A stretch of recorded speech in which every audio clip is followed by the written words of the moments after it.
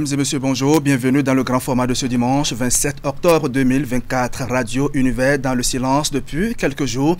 Les locaux de la première station universitaire de l'Afrique de l'Ouest ont été fermés par la Fédération nationale des étudiants du Bénin. Les raisons de cette fermeture ont été évoquées par la FNEB dans un communiqué publié lundi dernier. Dans le document, on parle de situations déplorables, des plus attentatoires à l'ordre public et à la pérennisation des acquis démocratiques durement acquis. Une semaine de paralysie des programmes de la radio de la communauté universitaire. Par cet acte, la FNEB porte-t-elle atteinte à la liberté de presse? Est-elle habilitée d'ailleurs à prendre une telle décision et quelles sont les issues possibles? Marius Tchomakou est le président de la Fédération nationale des étudiants du Bénin, la FNEB, qui vient justement de finir une assemblée générale en ce moment sur le campus d'Abomey-Calavi. Quelles sont les premières résolutions prises à ces assises? Il nous le dira ici même. Après deux concerts en France, l'un à Paris et l'autre à Nantes, il est de retour au pays et le grand format l'accueille. Ce dimanche, Ya Salam est notre artiste de la semaine. On fera le point de cette campagne avec l'un des meilleurs artistes du Septentrion. La revue de presse hebdomadaire de Ashongmo Kani, Ashongmo Actu sur le net de Florence Bossa sont également au rendez-vous, sans oublier bien entendu notre invité média Claude Alofa pour le décryptage de l'actualité nationale. Mesdames et messieurs, merci d'être avec nous ce dimanche. Voici le grand format chez vous.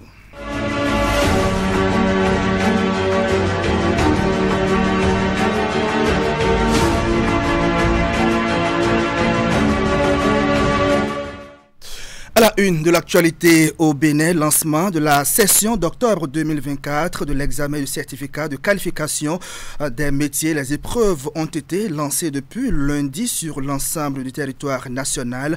À cet effet, le président de la Chambre nationale des métiers du Bénin a visité le centre de formation professionnelle à Abomey. On en parle dans un instant. On parlera également de la célébration de ce mois consacré à la lutte contre le cancer du sein. Le ministère des Affaires étrangères n'est pas resté à marge de cette célébration. Nous aurons les images avec la complicité de la régie. À l'occasion d'une conférence a été organisée à l'intention des femmes cadres du ministère. Images et reportages à suivre, pas toujours les images. À suivre également le point de la campagne de sensibilisation des élèves sur le harcèlement sexuel en milieu scolaire et toute forme de violence. L'Institut national de la femme en est l'initiateur. Le point de l'actualité, c'est le premier chapitre du grand format direction Centre de formation professionnelle d'Abomey. C'est l'un des sites qui abrite la session d'octobre 2024 de l'examen du certificat de qualification des métiers. La composition est lancée depuis lundi sur l'ensemble du territoire national. Et pour s'enquérir du bon déroulement des épreuves, le président de la Chambre nationale des métiers du Bénin était en visite de supervision à Abomey. On va faire le point avec Imet Elena Moussou. Quatrième, après le lancement de l'examen du certificat de qualification au métier CQM. Le test est co-organisé par la direction des examens et concours DEC et la Chambre des métiers et de l'artisanat du Bénin. Il se déroule sur plusieurs sites dans le pays. Au centre de formation professionnelle d'Abomey, CFPA, le président Imoru Soufianou et sa suite sont allés s'enquérir des conditions de déroulement des épreuves. C'est vrai, nous avons les échos de part et d'autre. Mais j'ai voulu être à leur côté aussi pour toucher du doigt, pour savoir qu'est-ce qui va, qu'est-ce qui ne va pas. Mais avec ce que nous avons entendu, avec ce que nous avons vu, nous pouvons souffler un ouf de soulagement parce qu'il y a eu beaucoup d'améliorations. De façon générale, dans le jour, nous avons 4626 candidats répartis sur presque tous les métiers. Nous avons deux centres à Abomey. Il y a le centre du CFPA à Abomey qui a un site à côté. Nous avons le centre CEG Goro qui accueille aussi ces candidats. Vous constatez avec moi que les candidats sont prêts. Ils sont prêts pour affronter l'épreuve, les membres de jury, toute l'équipe d'organisation est quand même prête. Dans sa version rénovée, le CQM, depuis l'inscription cette année à la composition en passant par la conception des épreuves, a connu beaucoup d'innovations. Autrefois programmée sur une journée, la phase écrite et celle orale désormais vont durer plusieurs jours. En plusieurs jours parce que nous avons plusieurs branches d'activité. Ça rend plus facile, plus gérable et véritablement il y a beaucoup d'efficience dans l'organisation. Donc c'est aussi une innovation, c'est une rénovation. Nous avons inscrit plusieurs autres choses pour la session d'avril 2025. Vous allez constater encore les perspectives que nous envisageons. À la suite de la descente de la délégation du CMA Bénin sur les différents sites dans la zone, les membres n'ont pas caché leur satisfaction. Pour la suite de la composition, des conseils ont été prodigués aux candidats. Quand on dit examen, ça veut dire que tout le monde peut réussir. Nous voudrions dire donc que tous ceux qui sont candidats, candidates, nous voudrions leur souhaiter bonne chance. Et que dans le jour, habituellement, ce que nous donnons comme résultat, c'est des résultats d'un taux très élevé, 98-99, et que la session d'octobre 2024, que nous gardions ce cap-là, pourquoi pas 100%. Session d'octobre 2024 du CQM au Bénin. Au total, 34 182 candidats planchent au plan national dans 139 métiers. 109 centres d'examen accueillent les candidats répartis sur 1509 sites de composition.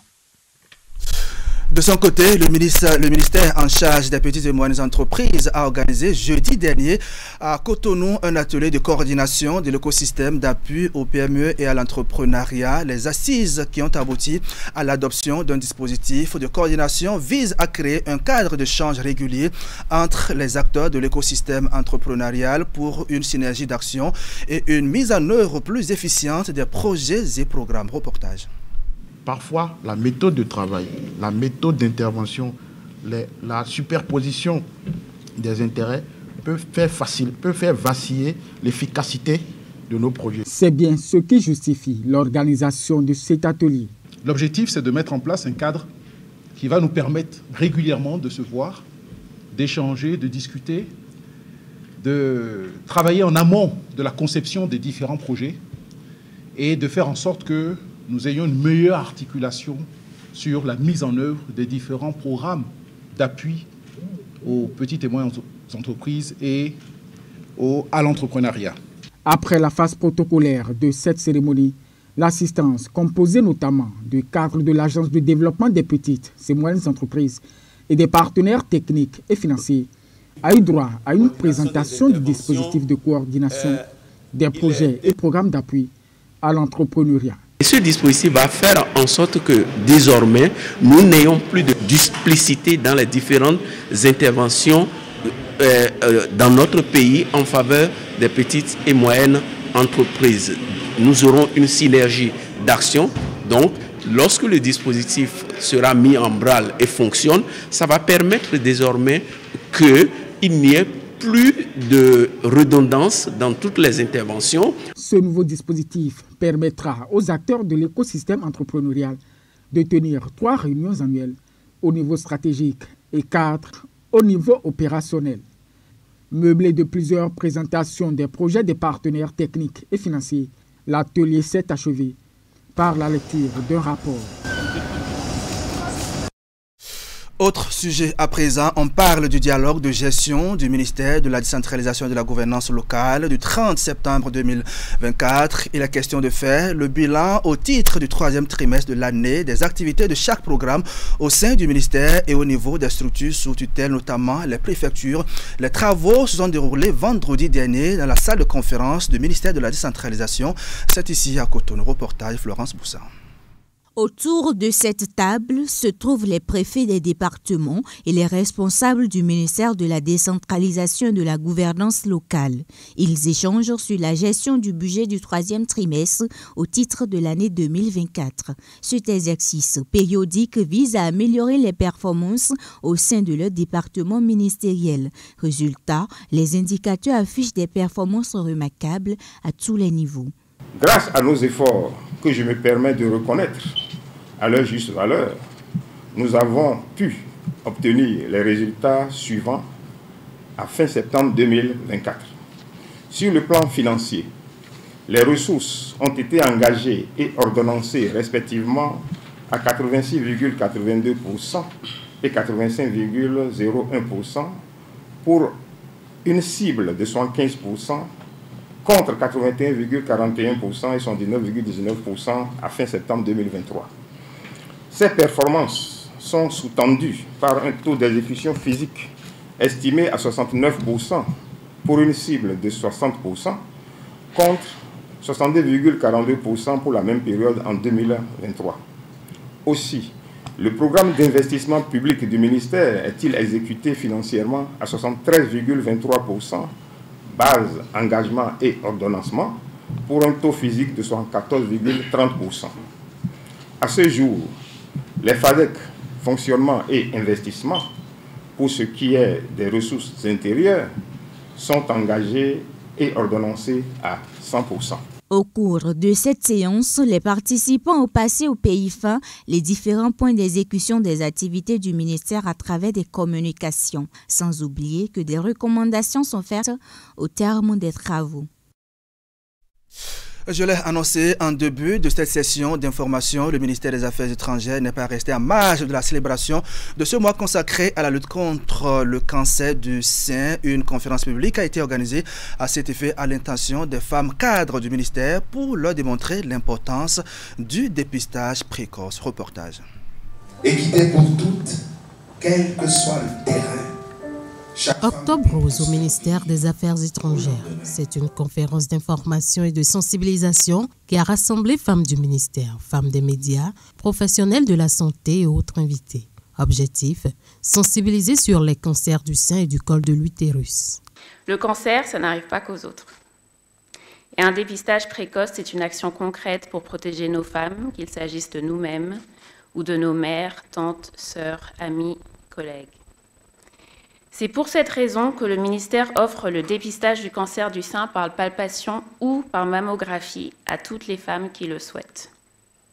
Et cette année, pour la première fois, nous pouvons également offrir le dépistage du cancer du col de l'utérus. Je vous invite donc, dès la fin de cette cérémonie, à vous inscrire pour les dépistages des 29 et 31 octobre prochains. Renforcer la prévention et le dépistage des cancers féminins en Afrique, stratégie et défis, c'est la thématique qui a meublé les communications. Cette problématique met l'accent sur l'importance de la sensibilisation, du dépistage précoce et des stratégies de prévention, ainsi que les défis liés à l'accès aux soins de santé. La présente journée de sensibilisation au ministère des Affaires étrangères traduit notre volonté d'engager tout le personnel à la lutte contre les cancers féminins. Au plan national, comme vous le savez, le gouvernement a fait de la lutte contre les cancers gynécologiques et mammaires une priorité. La chimiothérapie, la chirurgie sont déjà disponibles chez nous et des partenariats sont en cours de finalisation pour faciliter l'accès aux médicaments de prise en charge, notamment en ce qui concerne le cancer du sein. Plusieurs experts en ligne et en présentiel ont édifié l'assistance sur ces cancers féminins. Andila Tousseni, victime du cancer du sein, a également partagé à l'occasion son témoignage. Compliqué. Donc ça a été vraiment mon choix parce que je me suis dit si je remets totalement le sein, j'avais toutes mes chances de réussir pour le traitement après que de garder un sein qui ne voulait pas de moi. Donc du coup, c'était ma décision d'abord. Et sur le même sujet, les jeunes filles du lycée Béhanzin ont été également sensibilisées. L'initiative est de la dynamique CHA, apportée par sa marraine Christelle Rondongo à Liosa. C'est l'une des étapes de sa tournée de sensibilisation sur le cancer du sein. Ancienne élève du lycée Béhanzin, elle est allée échanger avec ses jeunes sœurs. Un retour sur les lieux de formation 30 ans après. Christelle Rondongo, ancienne élève du lycée Béhanzin, de retour dans ce lieu du savoir, 30 ans après, pour parler santé avec les jeunes filles. Ça fait exactement 30 ans que j'ai quitté le lycée. Dans 30 ans, on souhaite que vous puissiez être comme nous. Et que vous reveniez vous aussi au lycée Béhanzin pour parler aux jeunes filles du lycée. Pour leur dire, il y a 30 ans, nous avons quitté le lycée, mais nous n'avons pas oublié le lycée, ce que le lycée nous a apporté. C'est pour cela que nous sommes revenus voir les filles du lycée. Le cancer du sein est le sujet à l'ordre du jour de cette rencontre qui entre dans le cadre de la tournée de sensibilisation entreprise par la Dynamique CHA avec comme objectif la santé et l'épanouissement des femmes et des jeunes filles. Que comprendre du cancer du sein? Pourquoi est-il nécessaire de faire un dépistage précoce? Christelle Rondonoubo et les femmes qui l'accompagnent ont servi aux jeunes filles du lycée Béonzin tout ce qu'elles doivent savoir sur ce mal silencieux qui tue. Lorsqu'on trouve ce petit bouton, ce n'est pas bon. Mais le fait de trouver le petit bouton ne veut pas dire que c'est déjà le cancer. Ça peut ne pas être le cancer. On va aller à l'hôpital, on va voir le médecin qui va revoir encore si c'est vrai le bouton qui a été constaté dans le sein. Le cancer du sein, comme nous l'avons entendu dans la communication, est le second cancer le plus mortel au monde. Et avec les chiffres, les statistiques, il y a lieu d'agir, de sensibiliser les gens pour que la veille soit plus parlante. C'est une maladie silencieuse, sournoise, mais qui dévaste. Très intéressés par le sujet, les jeunes filles du lycée Béonzin ont bien capté le message. J'ai retenu au moins que le cancer de sein est une maladie très grave qui se développe chez la femme et j'ai un conseil à donner à mes camarades, surtout l'autopalpation pour vite détester s'il y a un nodule ou bien une boule dans les seins. La réaction de nos jeunes filles, de nos apprenantes, on constate qu'elles étaient naïves. Elles ne savaient pas les conséquences que peut générer le cancer. Cette séance de sensibilisation leur a permis de savoir qu'il faut vraiment aller au dépistage très tôt pour éviter les conséquences désastreuses qui en suivent par la suite. La sensibilisation de la Dynamique CHA pour la lutte contre le cancer du sein se poursuit. Son message à l'endroit des jeunes filles et des femmes est clair. Pour le moment, c'est le dépistage précoce qui sauve et il ne faut pas se lasser de s'autopalper les seins. L'Institut national de la femme a organisé pour sa part du 7 au 23 octobre 2024 une campagne de sensibilisation des élèves sur le harcèlement sexuel en milieu scolaire et toutes les formes donc de violence. L'initiative a ciblé 24 collèges d'enseignement général du Bénin. Le collège L'Océan de Cotonou était la dernière étape de la tournée. La cérémonie de clôture de cette campagne s'y est déroulée. Reportage. Elle est belle ou elle n'est pas belle?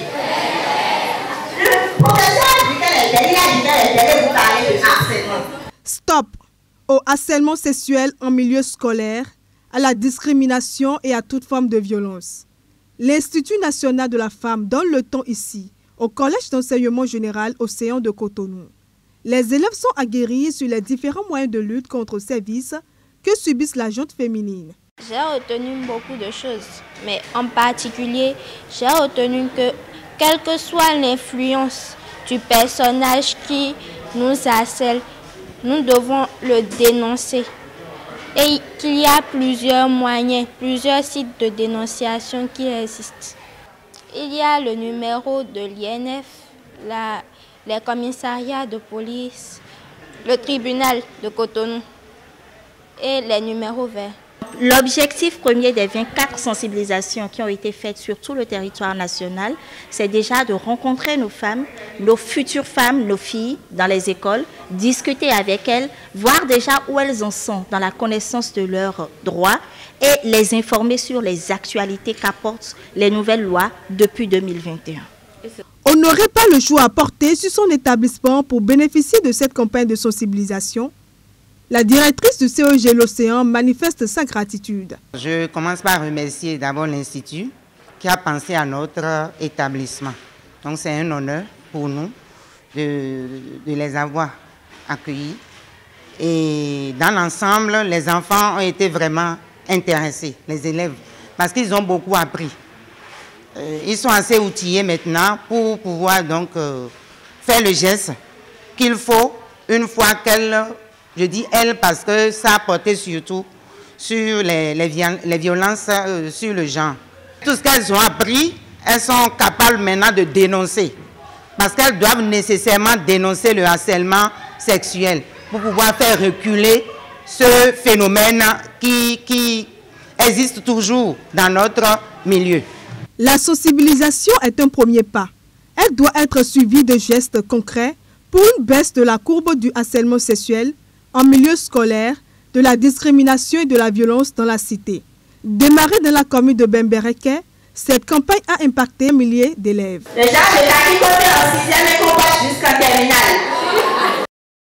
Dans le reste de l'actualité, à présent, le projet d'accès durable et sécurisé du Bénin à l'énergie électrique prend fin pour le bonheur de la population des 33 communes concernées, dont Semepodji Sam Seydou Adambi, ministre de l'énergie, de l'eau et des mines, et Ablaye Biochane, ministre d'État chargé de la coordination de l'action gouvernementale, ont mis en service le poste de transformation et de distribution au profit des populations. Explication Teddy Goudalo. Derrière ce geste symbolique, c'est la joie de toute une communauté qui se matérialise avec la mise en service du poste 161 63 15 kV de Semepodji.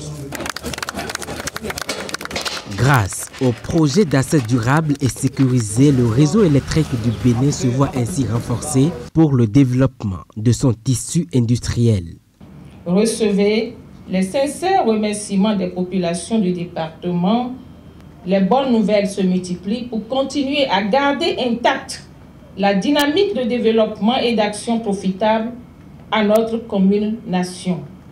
Le site dispose d'un bâtiment de transformation et de distribution électrique qui a pour but de stimuler le développement de la zone industrielle de Sémé. C'est une forte expérience pour le groupe Vinci Énergie qui a conduit les travaux sous la supervision de la CEB, la SBEE et bien évidemment le ministère de l'Énergie, de l'eau et des mines. En 3 ans et sous le leadership donc du président Talon, nous venons de mettre en place 9 postes. Il faut être talent pour le faire.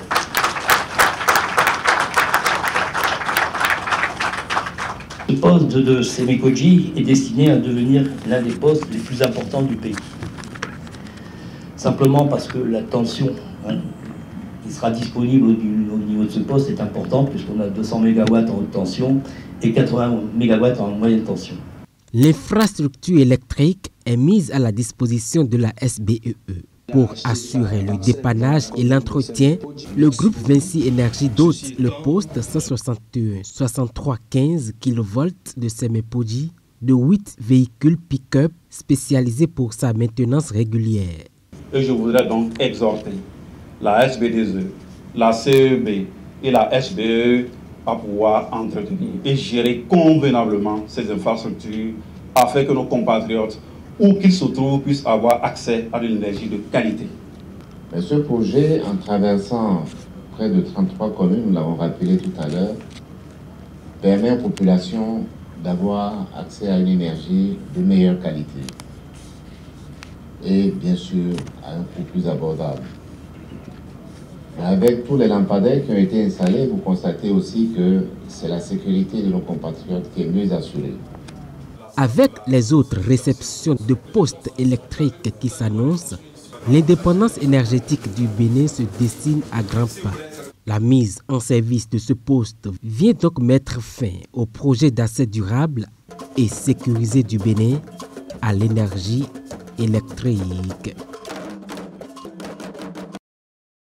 Voilà, mesdames et messieurs, c'était donc le point de l'actualité chez vous. Le grand format va se poursuivre avec la page invitée. Premier sujet, fermeture de Radio Univers. Le président de la Fédération nationale des étudiants du Bénin nous rejoint dans quelques minutes sur ce plateau pour nous en parler. C'est juste après Actu sur le net, réalisation Florence Bossa.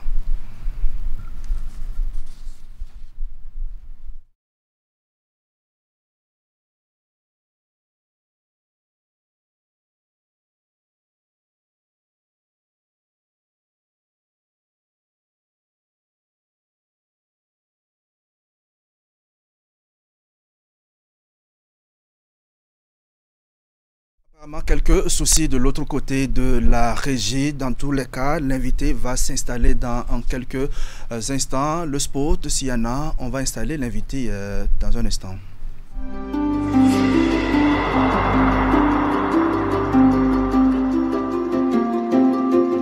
Bienvenue dans votre rubrique consacrée à l'actualité sur le net. Radio Univers n'émet plus. La station radiophonique du campus d'Abomey-Calavi a été suspendue par la Fédération béninoise des étudiants du Bénin.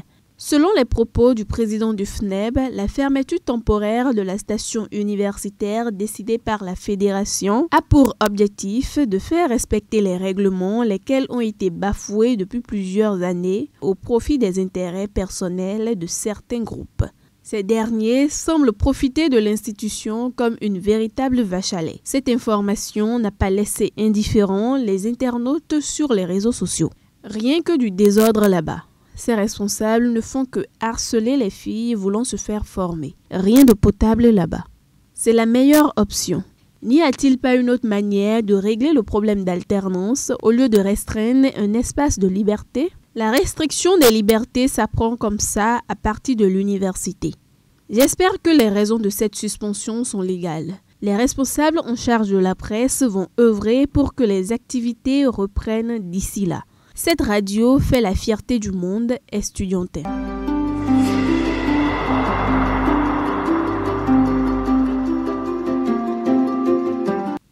L'autre actualité, c'est le 5e navire qui a été aperçu à la station terminale de Semekpoji. Le navire a même démarré son chargement le lundi 21 octobre 2024 et a quitté les eaux béninoises pour la Malaisie. C'est la preuve qu'entre le Bénin et le Niger, le processus de normalisation s'accélère. Mais il reste un dernier défi, celui de la réouverture des frontières selon la plupart des internautes qui se sont intéressés à cette actualité. Je crois que c'est mieux ainsi. Sinon, ça ne sert à rien de faire le dur, alors que ton pays le Bénin paie et ses puissances ne vont jamais te rembourser cette perte. Vivement la réouverture de la frontière dans un bref délai. La construction des raffineries seront les prochains projets pour créer des usines, des emplois pour la jeunesse africaine. Les populations nigériennes et béninoises espèrent de tout cœur que la crise née au lendemain du coup d'État qui a renversé Mohamed Bazoum du pouvoir soit conjuguée au passé.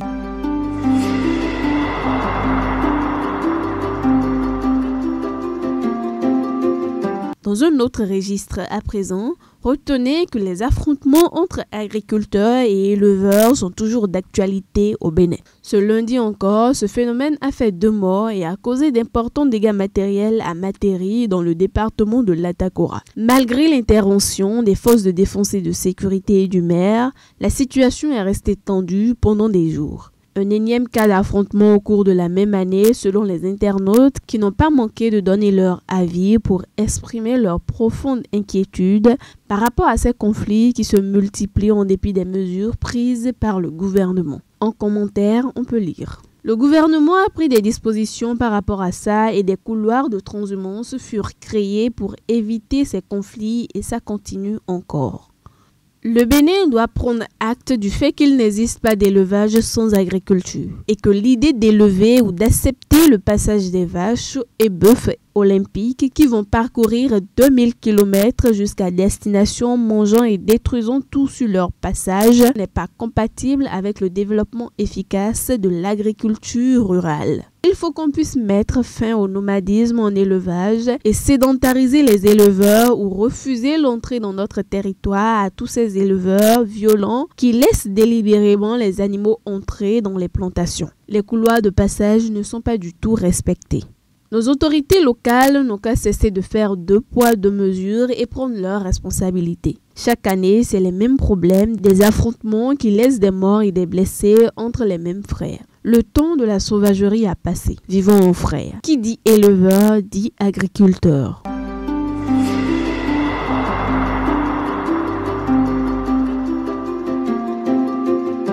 Hors du Bénin à présent, le président Paul Biya est de retour au Cameroun après plusieurs semaines d'absence et de rumeurs sur son état de santé. Cette longue absence du chef de l'État au pouvoir depuis 1982 soulève de nombreuses interrogations sur les réseaux sociaux. Notamment, les répercussions de cette absence se font sentir particulièrement parmi les populations vulnérables qui vivent des conditions précaires. Le manque d'informations fiables alimente les rumeurs, créant un climat de méfiance tendance envers un leadership jugé déconcerté des réalités quotidiennes. Les citoyens en quête d'un gouvernement responsable se sentent de plus en plus abandonnés. La santé de Paul Biya pose des questions légitimes quant à sa capacité à exercer ses fonctions. Cette situation risque de compromettre la continuité de la gouvernance dans un pays déjà fragile. Bien que l'accueil chaleureux de son retour à l'aéroport semble positif, il contraste avec le mécontentement général. Le Cameroun mérite un avenir fondé sur des principes solides avec des dirigeants à l'écoute des besoins de leur peuple. Il est essentiel de respecter l'âge et l'état de santé du président tout en aspirant à une gouvernance qui répond véritablement aux attentes de la population.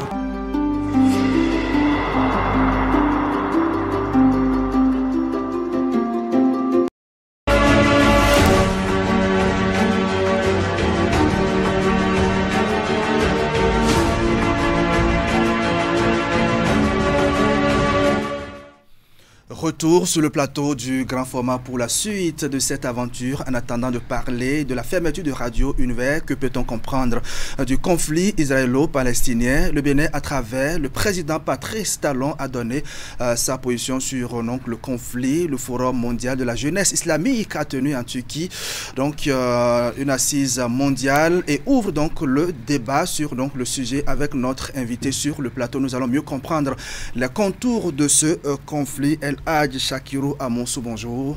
Bonjour, cher ami. Alors, vous êtes consultant international sur les questions de développement en management et également en diplomatie. Merci d'être avec nous ce dimanche. Vous avez participé au Forum mondial de la jeunesse islamique tenu en Turquie il y a quelques jours. Qu'est-ce qui a justifié votre présence à ces assises? Merci d'abord pour votre invitation. Je vais vous dire que si vous êtes un jeune épris de paix, de justice et qu'un acteur de développement, et vous menez combat pour le développement, vous travaillez pour votre pays et au sein de votre communauté, même si vous êtes caché, même si les gens vous topient, il arrivera un jour où vous serez identifié. Donc c'est ce qui justifie quand même notre présence à ces assises. Nous avions été invités, nous sommes là le 20 août passé où j'ai reçu une invitation des organisateurs du dit forum. Je n'ai jamais entendu parler d'un tel forum, je ne suis jamais imprégné. Je crois que ils sont à la 4e édition, donc les gens nous observent, que ce soit à l'interne ou à l'externe du Bénin. Vous faites bien, les gens vous observent. On sait qui est qui dans chaque pays. Donc, c'est sur cette base que nous avions été identifiés pour représenter non seulement le Bénin, mais pour porter aussi la voix de l'Afrique, de notre continent, notamment l'Afrique de l'Ouest. Donc, nous n'avions pas été en tant que spectateurs, mais nous sommes invités quand même pour opiner, faire des communications, donner notre avis. Donc, sur le sujet. Donc, étant donné que nous appartenons à une communauté solidaire, une communauté unie, une communauté, je dirais même, Dieu même nous a qualifié de la meilleure communauté, et vous me connaissez, vous aussi, je suis très attaché à cette communauté-là. Donc, voilà. De la communauté musulmane. Donc, je ne sais pourquoi je n'ai pas décliné l'offre. J'ai accepté et dit, ça, c'est une bonne initiative. Il faut quand même qu'on observe ce qui se passe au-delà, en dehors de nous. Voilà. D'accord. Quels sont les pays participants justement à ce forum? Oui, presque les pays de cette planète Terre, les grands pays, comme par exemple les États-Unis, la Grande-Bretagne, la France, l'Asie, Malaisie, les pays du Golfe, l'Arabie Saoudite, l'Asiatique. Vous comprenez? Donc il y a de ces pays-là, les grands pays qui ont pris part à ces forums. Même si vous voyez sur les chaînes internationales, c'est un événement historique d'envergure mondiale et internationale. Donc on ne saura pas citer tous les pays. D'accord. Mais c'est au-delà. Et quelles sont, sans doute, plusieurs thématiques ont été au cœur des débats. Quelles sont les principales? Et vous savez, les thématiques, vous savez ce qui se passe aussi dans le monde islamique. Ça interpelle tous dans le monde islamique.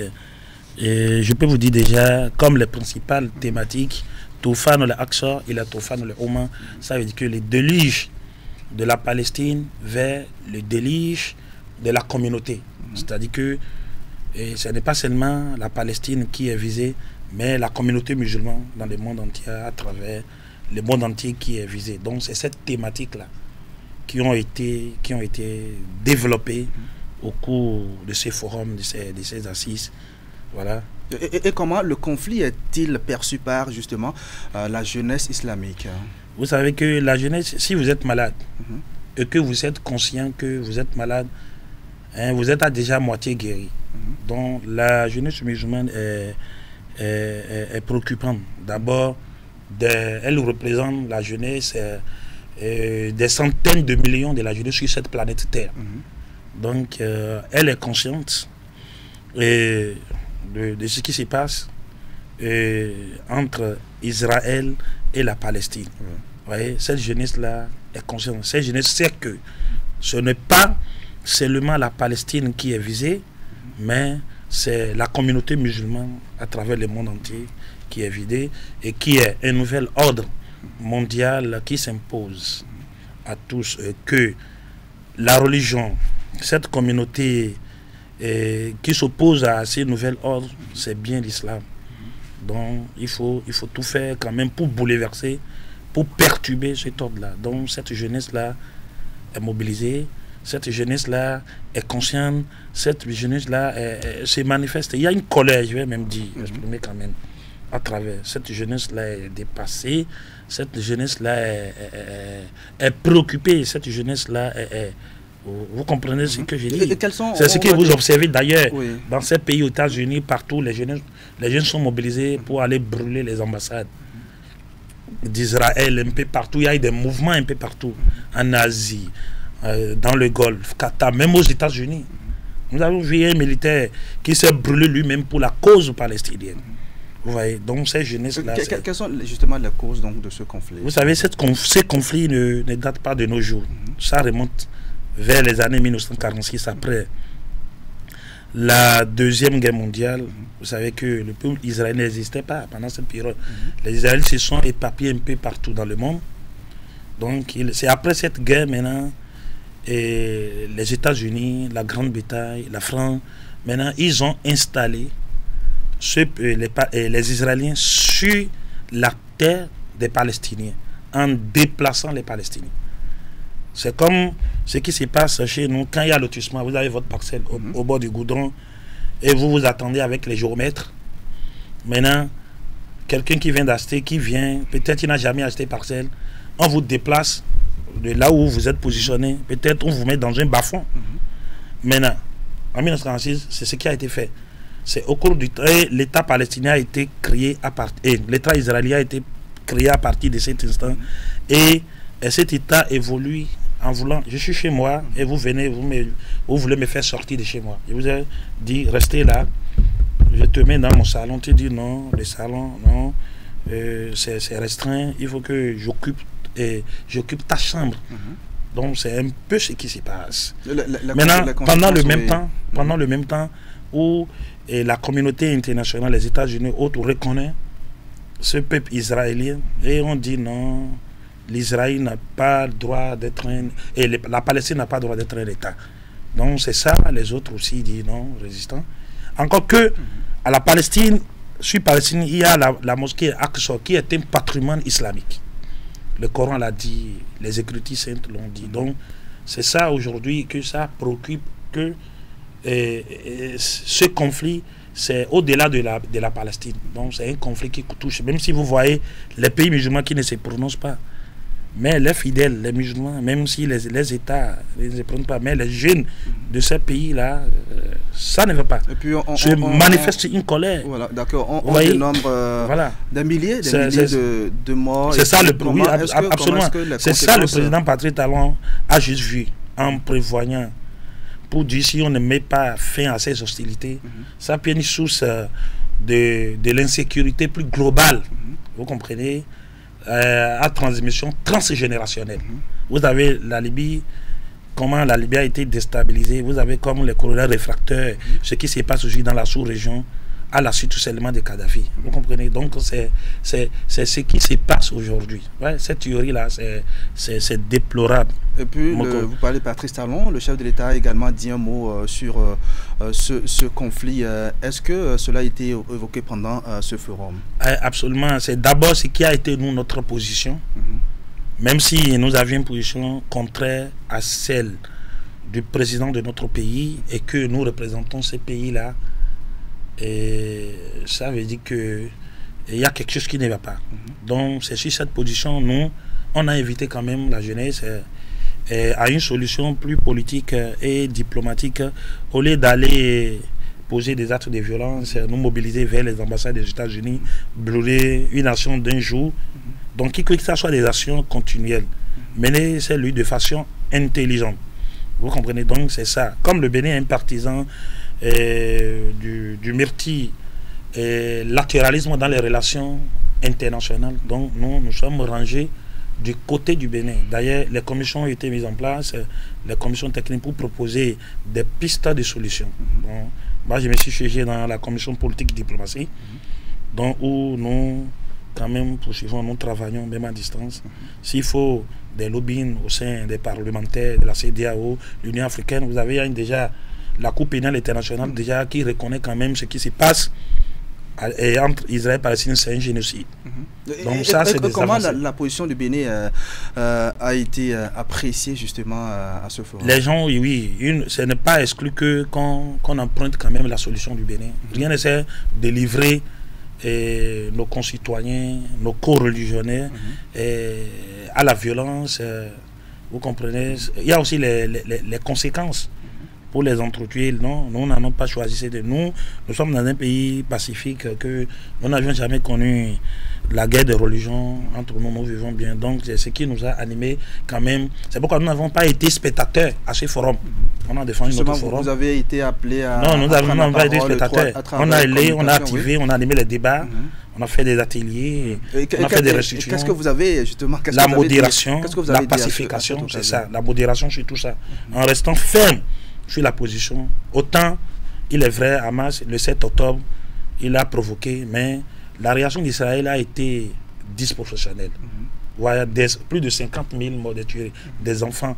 Même en situation de guerre, dans les traités, les relations internationales, il y a même des centres qui ne devaient pas être touchés. Les hôpitaux, l'école doivent être préservés. Mais aujourd'hui, l'État, les sionistes sont fous. Même ils bombardent les hôpitaux, les centres de santé, les mosquées, vous comprenez. Et ceci sous le silence des États-Unis, de la communauté internationale. Donc nous dénonçons par là la politique de 2 poids et 2 mesures. Vous comprenez? Il faut que ces pays-là soient modèles. Votre communication a porté sur quoi? Quel était le message donc, que vous avez porté? Donc notre message, c'est vu cette colère qui caractérise cette jeunesse qu'il y avait, parce qu'il a été projeté des vidéos que nous avions vues de pas des mouvements, des actions qui ont été menées dans certains pays, où des milliers de jeunes dirigeaient vers l'ambassade de ces pays-là. On a dit non, nous n'avons pas choisi. Est-ce que c'est tous les jours ces actions se répètent? Si ce n'est pas tous les jours, une fois en passant crier, bon, les ont dit on est d'accord. Maintenant, il faut des actions continuelles. Comment diplomatie politique, la loi, chacun autant. Il faut voir. Quand le président s'est prononcé, combien du président dans la sous-région qui ont condamné, comme le président Patrice Talon, en demandant d'arrêter ces hostilités? Vous comprenez? Donc, ainsi de suite. Et si le monde entier est unanime pour dire non à l'Israël? D'accord. Et si les États-Unis ne fournissent plus des armes? Et si les autres disent non, ça va s'arrêter. Il faut voir les enfants de Gaza. Il faut voir les enfants, les nourrissons, tout ça là. Il faut être humain. C'est la relève de l'humanisme. Il faut voir ce qui se passe. C'est déplorable. Hein? Il faut que ça cesse. D'accord. Il faut que ça cesse. C'est ça notre appel. Oui. Après ce forum, justement, quelles sont les perspectives pour vous pour un monde de nous, c'est ça que je vous ai dit. Pour nous, nous n'avons pas choisi la voie. Par exemple, il y a un appel qui a été lancé hier, un vendredi de colère, où nous allons nous diriger vers les représentations diplomatiques des pays qui soutiennent. Dans un pays où il n'y a pas d'ambassade d'Israël qui soutiennent, nous on dit non, nous n'allons pas exploiter cette piste. Plutôt, nous préférons les dialogues, la diplomatie. Vous comprenez? Il y a dans le tout prochain un comité qui sera mis en place pour mener, si possible. Il y a même un message de la jeunesse mondiale en endroit du président Patrice Talon que je vais les rencontrer lui-même transmettre. Aussi, c'est valable aussi les présidents de la sous-région. Nous avions quand même des institutions sous-régionales.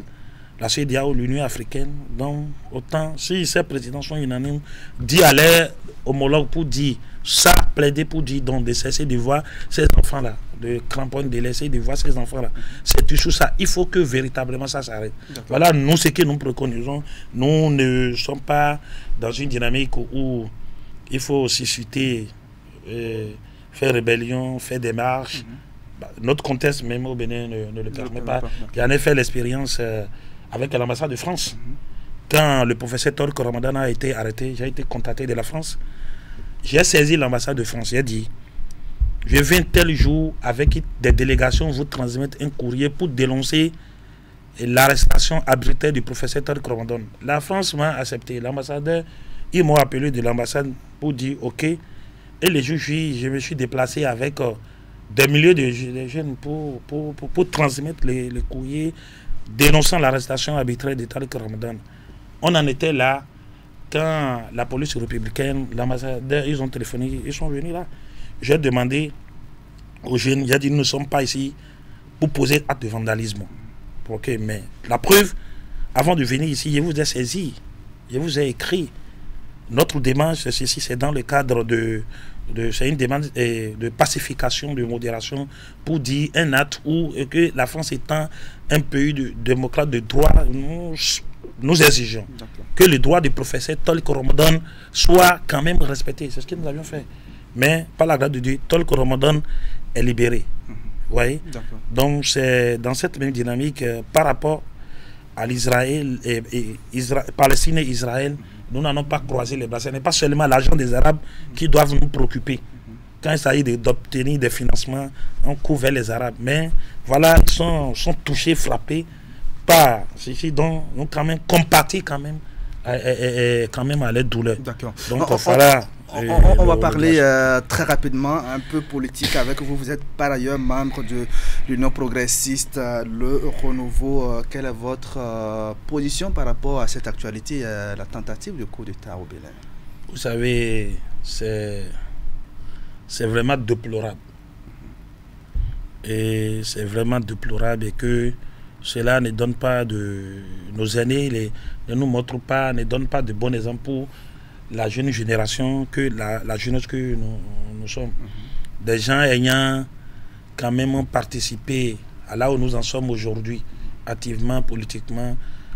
On veut ou pas, nous ne pouvons pas négliger le rôle de ceux-là dans ces systèmes-là. Et suite à la conférence du procureur de la République, je n'ai pas attendu d'abord avant de condamner avec fermeté et inviter le procureur de la République à dire la loi sans état d'âme. Ça, pour la conquête du pouvoir, la gestion du pouvoir, cela se traduit par les urnes. Ces moments de coup d'État des années 1960 sont révolus. Il faut que quand même les gens là soient quand même civilisés. La déclaration de soutien, quand on est civilisé, est-ce que Patrice Talon en a besoin? Oui, il en a besoin. Il en a besoin de déclaration de soutien. Vous avez organisé une prière. Une prière pour le chef et au nom de la jeunesse musulmane, des jeunes leaders pour le développement de l'islam au Bénin. Depuis l'avènement du Patrice Talon, les jeunes leaders pour le développement de l'islam au Bénin s'est toujours rangé aux côtés du président Patrice Talon. On dit le jour du malheur qu'on reconnaît ses amis. Et pendant ces moments de grande épreuve où notre nation est touchée, si ces cours réussissaient, vous savez que ça pourrait quand même porter atteinte à la vie du Patrice Talon, non seulement à la sécurité de l'État. Notre prière, c'est quand même pour remercier Allah, Tabaraka wa Ta'ala, pour éviter le pire au Bénin, pour avoir préservé le Bénin, et qui continue davantage de préserver le Bénin et son président et les membres du gouvernement et tous les Béninois, que on sait quand ça arrive, mais quand ça finit, on ne connaît pas. Les pays où ces actes se passent, c'est des pays ingouvernables. Nous ne souhaitons pas les pays caractérisés par des misères, les maladies. Vous voyez, de quoi nous avons prié. Et à travers nous, cette organisation, la Jeune Musulmane, a réaffirmé son soutien indévertible, non marchandé, au président de la République.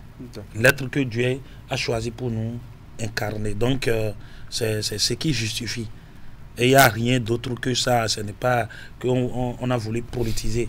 Et s'il y a des gens, des concitoyens qui voient encore que c'est une fiction ou bien c'est quoi, c'est dommage. C'est dommage. Nous ne voulons plus ça dans nos Bénin. Si on veut du pouvoir, faire votre projet de société, aller devant le peuple, convaincre le peuple, parler et non pas la violence. Nous ne voulons pas la violence. Voilà. Merci à vous, El Hadj Shakirou Amosso, consultant international sur les questions de développement en management et diplomatie également. Très bonne journée à vous.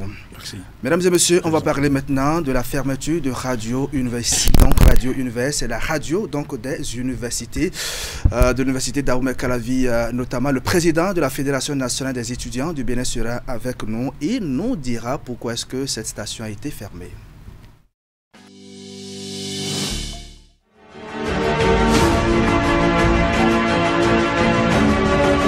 Mesdames et messieurs, bonjour, bienvenue dans le grand format de ce dimanche. Nous parlerons de l'événement, mais aussi des réalisations du conseil communal. Chaque parti politique dévoile sa position et fait des propositions. Fonctionnaire ou non, vous êtes pris en charge dès que le médecin vous déclare insuffisance rénale chronique. Alors de quoi les populations ont-elles eu droit, donc jeudi dernier? Le président de la République aussi était dans le marché de Porto-Nouveau, mais pourtant il n'aimait pas la foule. Même s'il y a des querelles, des choses qu'on cache aux deux peuples, il va falloir transcender tout ça. Le président local dit que sa main ne tremblera pas à agir. Zéro signé qu'une fourmi, c'est elle qui répond aujourd'hui à notre invitation. Ouais, j'ai dans ton dossier maintenant. Il est dans avec Béa, oui, ouais, dans ton. Il y a aussi un village, Boa, Kouton, Santanga.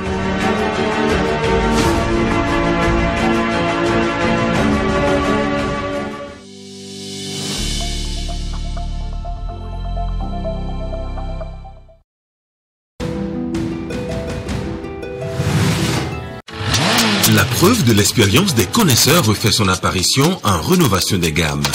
La moto tant attendue est de retour au Bénin. Saneli Zopapa. Saneli Zopapa. Le numéro 1 des motos à 4 temps en Afrique et ailleurs depuis 2001. Saneli la légende, c'est le confort, la robustesse, la fiabilité, la performance et la dureté assurée avec ses pièces de rechange disponibles. Opter pour Saneli, c'est choisir le luxe et l'usage paisible de motos de déplacement. Saneli, c'est la mobilité en toute quiétude. La maison Saneli est située à Cotonou-Fifadi à 50 mètres du marché et sur tout le territoire national. Contact plus 229 67 13 75 47 79 119 04. Saneli Zopapa.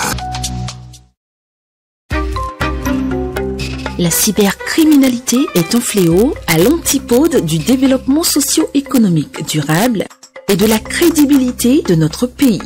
Ne permettons pas aux cybercriminels et gaïmans de salir la réputation de notre pays et de ruiner nos efforts collectifs en faisant fuir les investisseurs.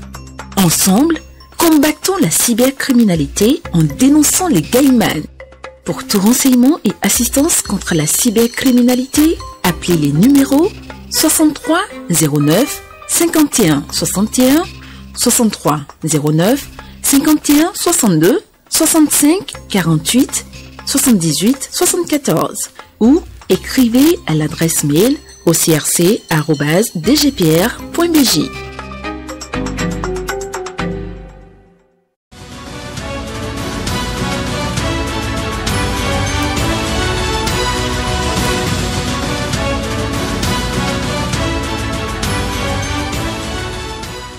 Bonjour à toutes, bonjour à tous. Merci d'être au rendez-vous de la revue de presse hebdomadaire.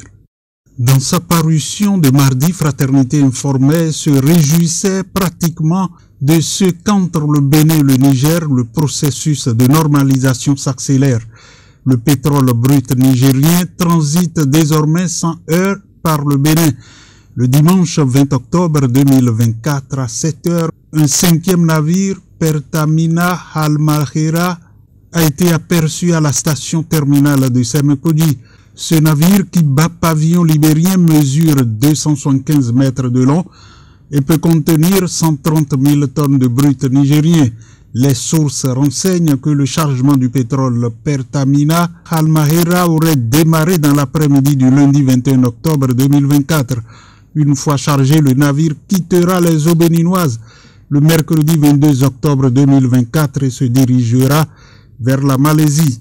Et ce qui intéressait l'événement précis, c'était une intervention du porte-parole du gouvernement selon lequel le Bénin tient l'entièreté de son territoire national. Nous veillons à ce que partout la présence des forces de sécurité et de défense soit de nature à dissuader l'ennemi et à rassurer nos compatriotes. C'est en ces termes que le porte-parole du gouvernement, Wilfried Léandre Ngoumbedji, s'est exprimé lors d'un entretien sur Isae TV au sujet des préoccupations sécuritaires à l'occasion de la nouvelle rentrée des classes. En effet, à la date d'aujourd'hui, a rassuré le porte-parole du gouvernement, il n'existe pas de base terroriste au Bénin. Au jour d'aujourd'hui, on peut le dire, nous n'avons pas de cellules actives d'acteurs terroristes chez nous.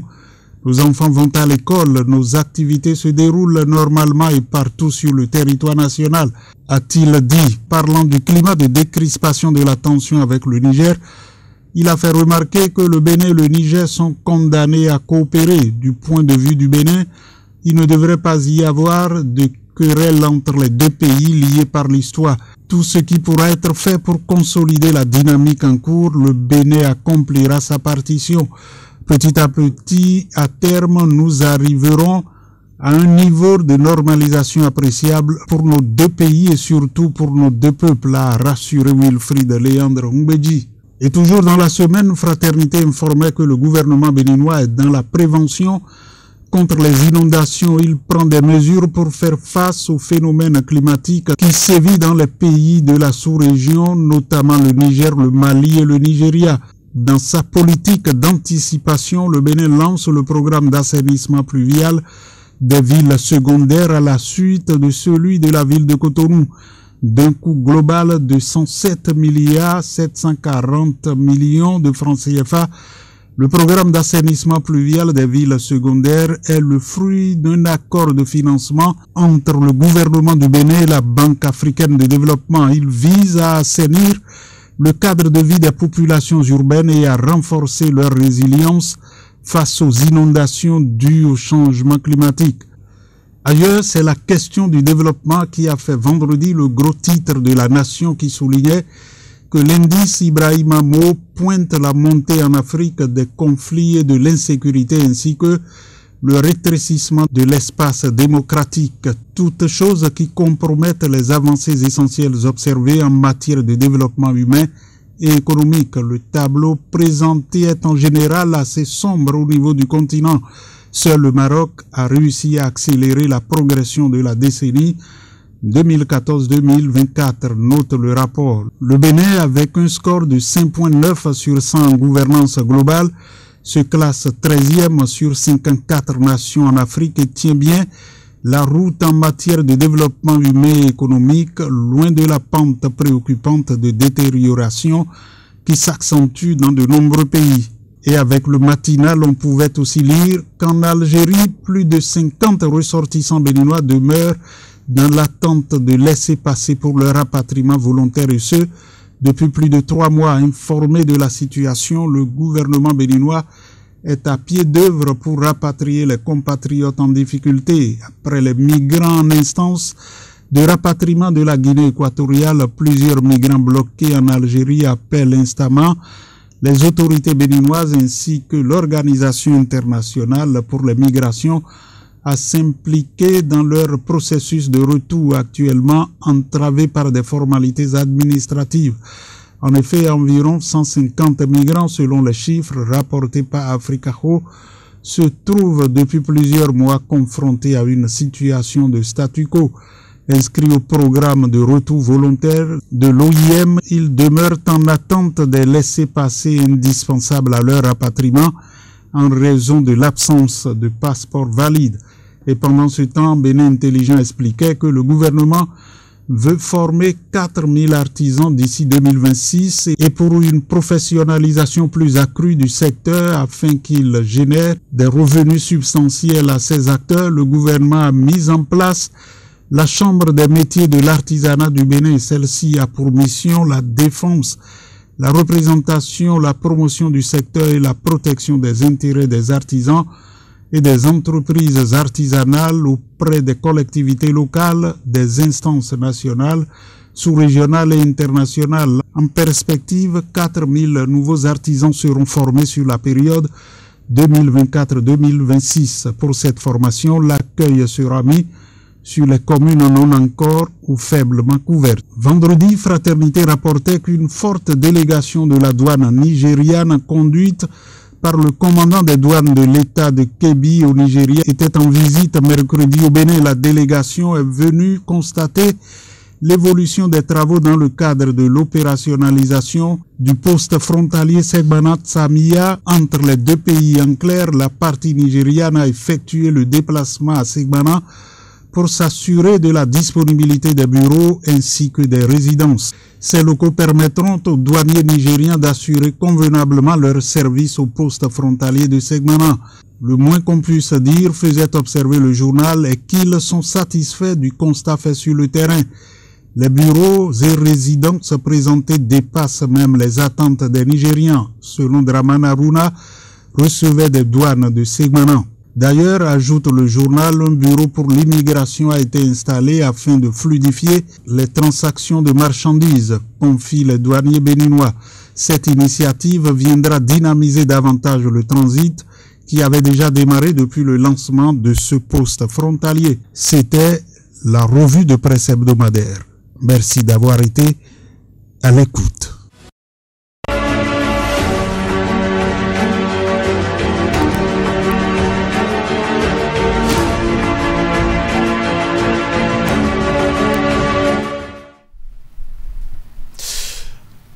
Dernière nouvelle, le président de la Fédération nationale des étudiants du Bénin décline l'offre alors que Marius Tchomakou devrait nous expliquer les motifs de la fermeture de Radio Univers. En tout cas, dossier à suivre. Claude Alofa, bonjour.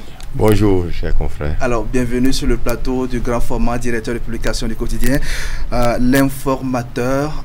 Alors, on devait parler de la fermeture de Radio Univers, la radio que vous connaissez très bien. On devait en discuter avec le président de la FNEB qui, au dernier moment, nous a posé un petit lapin, Claude. C'est injuste lorsque vous touchez à un tel média, quand même. C'est vrai que c'est une radio universitaire, c'est vrai que c'est une radio créée par la FNEB, oui, parce que c'est une institution. C'est une institution mise à un département de l'institution qu'est la FNEB, c'est vrai. Mais lorsqu'il s'agit des intérêts des étudiants et que cela semble être bafoué, c'est important de venir expliquer. Et refuser de s'expliquer, refuser d'expliquer. On se cache derrière un communiqué pour évoquer un chapelet d'irrégularité. C'est injuste et cela veut dire qu'on n'a pas des arguments sérieux. Cela veut dire que la décision est prise doit être réellement annulée pour permettre aux bénéficiaires de cette radio. Je crois que la radio Univers va désormais beaucoup plus loin que l'université d'Amoumet Calavi. C'est une école également. C'est une école. Beaucoup en prépa là. Évidemment, beaucoup. Même si ce n'est pas pour y travailler, il y a eu des tests qui ont été faits. Il y a eu là-bas aussi, on a été formé à la radio Univers avant de pouvoir donc nous retrouver. Il y a même un projet en cours pour que la radio soit reconnue officiellement par la HAC. C'est une avancée, non? Évidemment, c'était nécessaire parce que la radio Univers est allée au-delà donc des frontières de l'université d'Amoumet Calavi. Voyez-vous, nous avons d'une certaine manière tous pris par là. Nous avons été formés pour aujourd'hui être là où nous en sommes. Si nous avons quelque chose de bien à donner à la population béninoise, c'est bien parce que nous avons pris par Radio Univers. Et donc, que la HAC accepte de leur accorder quand même une existence légale et nationale, ce serait beaucoup plus... C'est une très bonne chose. Et même les actes qui consistent actuellement à fermer cet organe ou à annoncer sa fermeture ne pourront pas être un véritable blocage. Tout à fait. Alors, on va commencer le décryptage de l'actualité nationale avec cette sortie médiatique de Ousmane Batoko, ancien président de la Cour suprême. Une intervention qui a été reprise par les quotidiens, dont votre journal, l'informateur. Alors, quelle lecture faites-vous de cette sortie, Claude? On se demande toujours à quel moment, au juste et pourquoi certaines sorties. Parce que lorsque vous avez été d'une certaine manière gestionnaire à votre poste, là où vous étiez, et que vous avez donné des conseils, c'est vrai que ce n'est pas toujours en tant que décideur, mais peut-être en tant que conseiller. Il est souvent, je pense qu'à des moments donnés, il ne faut pas rendre trop public certaines critiques. Voyez-vous, nous, en démocratie, tout le monde a le droit de pouvoir s'exprimer, mais quand on a pris par des postes, certains postes sensibles, il faut quand même savoir, il faut avoir l'obligation de réserve, et quand on veut parler, il faut que ce soit dans des cercles beaucoup plus, je crois, fermés, et pour ne pas créer plus de problèmes. Voyez-vous, nous sommes une nation qui se gère dans la paix, et lorsque à ces niveaux-là de responsabilité, et même si c'est des anciennes responsabilités, on dit certaines choses, cela peut devenir problème. Mais s'il y a de vérité à dire, Claude, est-ce que au nom de toutes ces considérations, on va s'abstenir de le dire, Claude? Il ne s'agit pas de s'abstenir de le dire, mais il faut trouver un cadre meilleur pour le dire. Lequel, par exemple, à mon avis, à ce niveau-là, on peut pouvoir écrire quand même des mémoires. On peut pouvoir produire un document officiel beaucoup plus sérieux. Je crois que d'alimenter de la polémique. Voyez-vous, cette polémique aurait pu être évitée pour moi. C'est notre analyse à nous. Et dit autrement, toutes ces vérités, je suppose que c'est des vérités, ces vérités pourraient pu être dites autrement ou reversées dans des cadres beaucoup plus officiels, des cadres beaucoup plus consensuel à mon avis. Ce sont des voix qu'on entend rarement, surtout dans les médias, sur des questions aussi sensibles. Lorsque l'homme décide de rompre le silence, il faut l'écouter, non? Il faut l'écouter, mais il faut, je le disais tout à l'heure, il faut produire. À ce niveau, on a beaucoup de choses à dire. On a des sagesses à enseigner. Et cela s'écrit dans des livres. Ça, c'est ce que nous avons, l'histoire nous a enseigné. Et à ce niveau, c'est beaucoup d'actions qui ont été menées, c'est des réalités qui ont été vécues, ce sont des conseils qui ont été donnés, et il y a, d'une certaine manière, il s'agit d'un acteur politique, qu'on le veuille ou pas. Quand on n'a pris pas ses responsabilités, on n'a pas pu s'éloigner de la politique. Et donc, lorsque vous les sortez à des moments donnés, cela peut être considéré juste comme un acte politique, comme juste une manière de vouloir prendre une certaine position politique. Voyez-vous, c'est là où ce n'est pas bien. Parce que nous aurions voulu bénéficier donc des conseils, de ces vérités-là, mais sous une autre forme. Je l'ai dit tout à l'heure, je le répète, un livre produit sous la livre, ça va prendre du temps, et puis, bon, tout le monde ne lit pas le livre et tout, alors que quand on intervient dans les médias, dans le même jour, nous avons les résultats escomptés. Claude, est-ce que c'est pas le meilleur canal? Tout à fait. Cela montre justement ce que je craignais, que c'est juste un acte politique. Ou quand vous réagissez simplement à une situation politique et vous croyez que vous dites la vérité. Quand on opine sur une question politique, est-ce que forcément on est politique, on n'est pas politique? Oui, quand vous opinez après avoir pris part à certaines positions politiques, vous devenez un acteur politique, et donc ce que vous dites est considéré juste comme des propos politiques et jugé comme tel. Je crois que la valeur de ces propos aurait été beaucoup plus intéressante si c'était mis autrement. Dans le cadre actuel, dans la situation actuelle, disons-nous la vérité, c'est pour les élections de 2026. Et justement, parlant des élections, Ousmane Batoko pense que le cheminement qui va être le nôtre jusqu'en 2026 est un cheminement à la fois pollué, corrompu et compromis. Oui, disons-nous quelque chose. Aussi bien l'opposition que la mouvance présidentielle ne se retrouverait pas dans ces propos. Il sera critiqué des deux côtés, tout simplement parce que, l'opposition qui crie déjà l'exclusion, évidemment, oui, parce que ce n'est pas normal que ce soit maintenant que lui le dise. Ce n'est pas d'aujourd'hui que datent les cris de l'opposition sur l'exclusion. Oui, il faut le dire quand même un jour. Mais le choix du jour pour le dire est parfois problématique. Voyez-vous, la presse, c'est vrai, tout le monde peut venir parler. Voilà pourquoi est-ce qu'il faut avoir des chargés à la communication, il faut avoir des conseillers à la communication. On ne vient pas, c'est vrai que nous ne sommes pas là, nous ne sommes pas des dieux là-dedans, mais on ne vient pas parler à la presse parce qu'on a envie de parler, on vient parler parce qu'on a fait des calculs, parce qu'on trouve que c'est bon de le dire. Mais actuellement, je ne sais pas si après l'ancien président, si après lui seul, hein, ou à part lui, s'il y a encore des gens qui pourraient nous dire que les propos sont tenus au bon moment et de manière opportune. Je ne sais pas. Je ne suis pas sûr que même lui-même, hein, aujourd'hui, pourrait nous dire, oui, j'ai bien fait de l'avoir dit en ce moment précis. Et puis, cette interrogation de l'homme, la barque Bénin est-elle dans les bonnes mains? C'est une mauvaise interrogation. Je crois que là oui, j'ai une mauvaise interrogation parce que le peuple élit toujours quelqu'un pour diriger le pays et quand le peuple a élu, c'est que celui-là est la bonne personne. Quand le peuple a élu un président, remettre en cause celui-là qui conduit la barque, alors que cette personne a fait des années. On peut douter de ses capacités. Non, mais cette question, je trouve qu'elle n'est pas bonne maintenant. C'est justement cela qui est problème. À quel moment on doit poser cette question? On la pose tout juste après que l'élu est élu, mais pas lorsqu'il a fini, il a fini ses deux mandats. Pourquoi nous poser cette question maintenant? Je ne sais pas exactement. S'il a la réponse, je suppose qu'il nous dise que c'est dans une mauvaise main. Il nous propose quoi maintenant? Un coup d'État? Non, pas un coup d'État. Ah, alors là, c'est une question parce que à 2 ans ou à un an et demi de la fin d'un mandat, vous dites vous demandez si la barque est dans la main de la bonne personne. La personne vient de faire 7 ans au pouvoir, presque 8. Et c'est maintenant que vous posez cette question. Vous voulez quoi?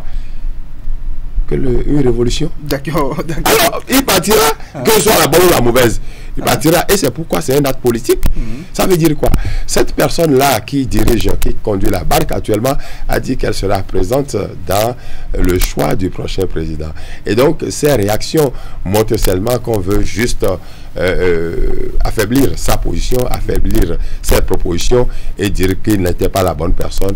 Et donc, certainement que c'est lui qui va nous faire la meilleure proposition. Bon, on attend cette proposition du prochain président. D'accord. La deuxième session ordinaire de l'Assemblée nationale a été ouverte jeudi dernier. Votre journal donc en a fait cas. Comment avez-vous suivi la cérémonie d'ouverture de cette session? C'était important parce que nous parlons de la deuxième institution, la plus grande de notre République, qui permet donc de gérer la nation béninoise. C'est elle qui vote les lois, et parfois elle en propose.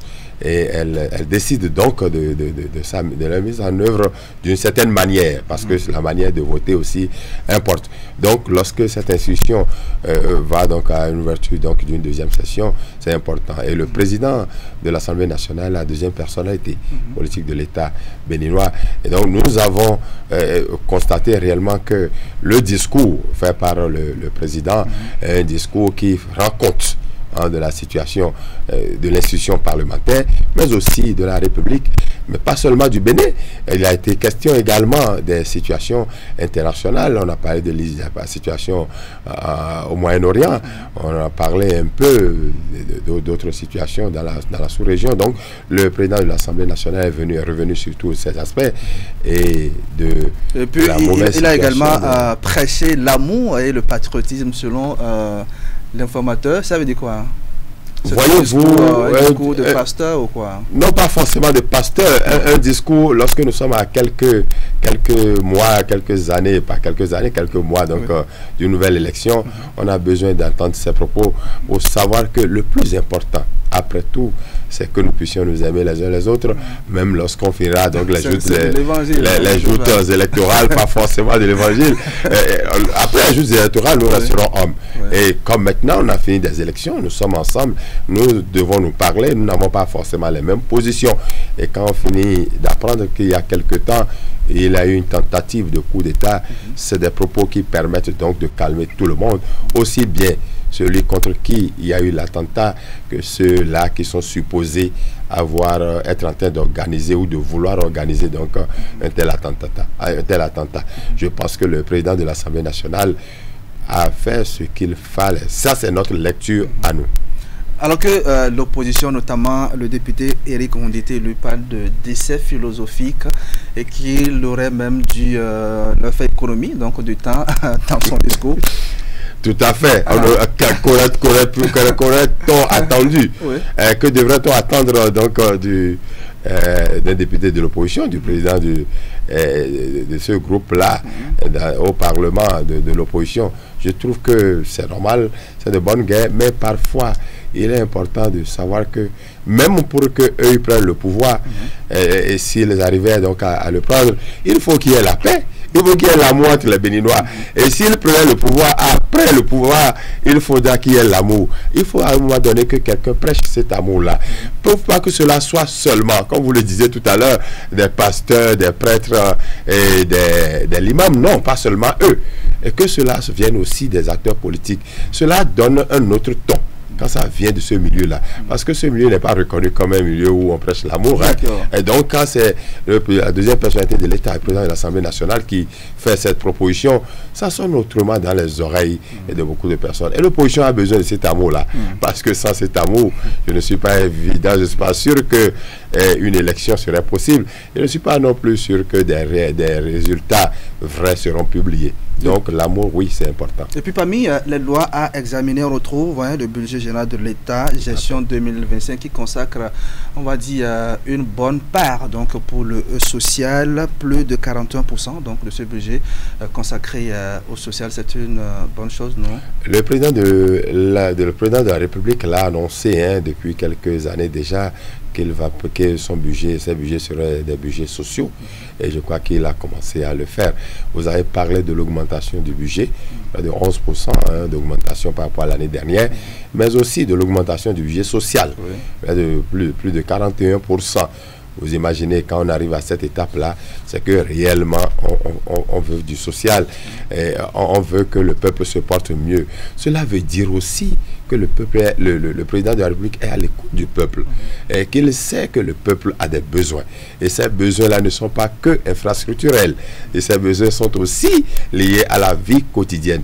Et donc, pour moi, c'est un budget, nous ne pouvons que l'applaudir et souhaiter qu'il soit mis en pratique, mais que aussi les députés puissent, c'est eux qui liront entièrement le budget, qu'ils puissent voir s'il y a des écueils, parce que les acteurs politiques, pour les reconnaître, ils sont toujours plus malins et toujours en avance sur... Et puis le président Louis Vlavono qui invite ses collègues à la retenue face à l'actualité relative à la tentative de coup d'État, fin des déclarations de soutien des acteurs politiques. Pas forcément la fin, mais c'est juste que à tous les niveaux, il faut savoir que nous sommes tous des Béninois. Il ne faut pas exagérer. Je crois que quand il parle de retenue, il s'agit d'éviter l'exagération à tous les niveaux. Que ce soit ceux qui soutiennent, que ce soit ceux-là qui ne soutiennent pas ou qui sont contre. Cela ne veut pas dire qu'il faut arrêter les soutiens. Cela veut dire que lors des soutiens, il faut savoir ce qu'il faut dire. Il faut savoir soutenir. Merci, il faut savoir ce qu'il faut dire, non pas savoir soutenir, savoir ce qu'il faut dire. Parce qu'il y a des choses, quand vous les sortez, même quand c'est en soutien, ça détruit de l'autre côté. Et cela crée plutôt de la haine sociale. Le discours est un discours de paix, et donc la retenue était nécessaire. Donc ce n'est pas forcément pour qu'il n'y ait plus de soutien, plus forcément qu'il n'y ait plus de critiques non plus, non, mais que dans les deux cas, que ceux qui consacrent raison gardée pour la paix. Autre sujet avec vous, mon cher Claude Alofa. Le gouvernement donc a adopté en Conseil des ministres du mercredi 24 octobre dernier le décret portant aide juridique en République du Bénin. Le journal L'Informateur en a parlé également au cours de la semaine. Bonne nouvelle, non, pour les justiciables? Évidemment, bonne nouvelle pour les justiciables, parce que vous savez, on n'a toujours pas les moyens de se faire payer les avocats. C'est un milieu, c'est normal, quand vous devez vous faire défendre, il faut... Le Bénin avait déjà la possibilité, les Béninois avaient la possibilité d'avoir des avocats qui leur sont d'office proposés, mais les voies et moyens, le droit, la reconnaissance de ces droits, la manière de défendre ces droits, c'était pas toujours donné à l'avance. Je crois que au-delà de tout ce qui vient d'être proposé, il faudra peut-être, comme cela se fait d'une certaine manière dans les écoles déjà, à l'université, que tout le monde puisse avoir à étudier donc les droits. Il faut donc le faire. Mais en attendant, puisque la grande masse que nous constituons, nous n'avons pas forcément information sur nos droits et la manière de les défendre, le processus entamé par ou proposé par le gouvernement est un processus qui va donc aider la population. Concrètement, qu'est-ce que ça va changer? Concrètement, cela va permettre à ceux qui étaient lésés et qui ne savaient comment pouvoir, qui ne savent même pas qu'ils étaient lésés, parce qu'il y a des gens qui sont lésés et ne savent même pas qu'ils sont lésés, l'information pourra passer donc à leur niveau. Deuxièmement, il y aura la possibilité donc pour eux de se faire trouver donc des personnes pour les défendre de manière plus, je vais dire, plus facile. Pas forcément moins cher, parce que c'est vrai, l'État va y mettre de l'argent pour pouvoir aider la population, mais il faudra forcément, pour se défendre, il faudra toujours quelque chose. L'État va donc aider à ce que nous ayons l'accès à l'information, que nous ayons la possibilité de pouvoir de réclamer donc ce qui nous est dû. Et donc, lorsque nous nous retrouvons en situation de justice, et que nous puissions donc être jugés comme il le faut. C'est le rôle de l'État. Et quand on finit de régler la question de la marginalisation des justiciables, l'autre défi, c'est comment faire pour avoir une justice juste et équitable au profit de tous les citoyens, renforcer l'indépendance donc de nos institutions judiciaires. Sous les cieux, sous nos cieux, ce n'est pas évident. Sous le soleil, je ne vois pas du tout dans le monde entier la possibilité que nous ayons. La justice sera toujours liée aux lois. Donc, dès que les lois seront votées, c'est par rapport aux lois que le justiciable se retrouvera justement traité ou non. Mais ce n'est pas évident que ce soit sûr qu'on puisse dire un jour nous sommes arrivés à une étape où la justice totale est installée. Non, ce n'est pas évident. Même aux États-Unis, on se plaint encore. La population se plaint de ce que, ou des classes sociales se plaignent de la justice qui leur est faite. Donc le Bénin fait un grand pas, oui. Dès que nous finissons avec cette partie-là, il faudra permettre à la justice d'être un peu plus libre. La liberté de la justice, je crois, dépend forcément. C'est un idéal. C'est un idéal, et cela dépend aussi des acteurs, de ceux-là, les juges, les avocats et autres, qui ont leur manière donc d'organiser les choses. C'est vrai que l'homme politique, l'État, a parfois peur de pouvoir trop libérer à ce niveau-là également. Parce que quand vous libérez de trop, ce n'est pas évident. Et ce sont eux qui deviennent donc des acteurs politiques finalement. Parce qu'ils ont un pouvoir en main qu'ils sont prêts à utiliser. Donc, c'est difficile, mais je crois que l'État béninois, il va à petits coups, mais avec assurance. D'accord. Dernier sujet, très rapidement, avec vous, Claude Alofa. Le secrétaire exécutif de la mairie de Pomassa a été révoqué. Vous connaissez bien la raison. Quelle analyse faites-vous de la situation? Énième révocation dans la mairie. Oui, et pour moi, toutes les fois où il y a sanction, je trouve que c'est bien. Cela veut dire qu'on est suivi. Cela veut dire que ce qui est fait peut être corrigé. Et pour moi, le fait de révoquer ne veut pas dire forcément qu'on a laissé aller à du désordre. Non. À un poste, vous avez l'obligation de faire un travail idoine. Et dès que le travail est mal fait ou le travail n'est pas fait suffisamment, vous avez l'obligation aussi de rendre compte. Et là-dessus, pour moi, que les maires soient révoqués à des moments donnés, c'est normal. Maintenant, il faut prier pour que cela ne soit pas juste des actes politiques. Et je crois que dans ce cas-ci, nous parlions tout à l'heure de la justice. Et là également, et puis dans certaines mairies, il y a les secrétaires exécutifs qui sont vus comme des ennemis du développement de ces localités qui piétinent les intérêts des acteurs politiques. On en avait parlé parce qu'il y en a eu qui ont perdu leur vie dans ce dossier-là, les secrétaires exécutifs. Oui, c'est problème parce que voyez-vous, les acteurs politiques veulent toujours être les maîtres à bord. Ils veulent que ce soit eux qui décident de tout. Les secrétaires exécutifs ne sont pas forcément du milieu, mais eux, ils sont des cadres techniques. Il faudra juste qu'on arrive avec la nouvelle réforme. Quelqu'un l'avait dit au lancement de la réforme, laissez-nous notre budget. Oui, c'est le budget de la commune, ce n'est pas leur budget. Les acteurs politiques ont des manières de pouvoir s'exprimer et de dire certaines choses. Je crois que c'est pour l'intérêt de la nation, des peuples, des populations et donc des communes que la nouvelle loi est là. C'est notre lecture de la situation. Et donc par rapport à cela, les secrétaires exécutifs sont là pour aider. Dès que c'est mal fait, il y a la possibilité donc de se plaindre. La révocation, c'est une possibilité qui vient d'être utilisée à l'encontre donc d'une autorité. Et donc que le maire ait été révoqué, de la même manière, le secrétaire exécutif peut être retiré donc de son poste et puis passer à la justice s'il a donc détourné l'argent de la République ou s'il est devenu un problème pour le développement de la nation, alors que c'est pour cela que le chef de l'État travaille. Alors, dès que quelqu'un devient un problème pour cela, je crois qu'il doit pouvoir répondre. Alors, pour moi, oui, c'est difficile, mais il faudra faire avec et travailler à améliorer. D'accord.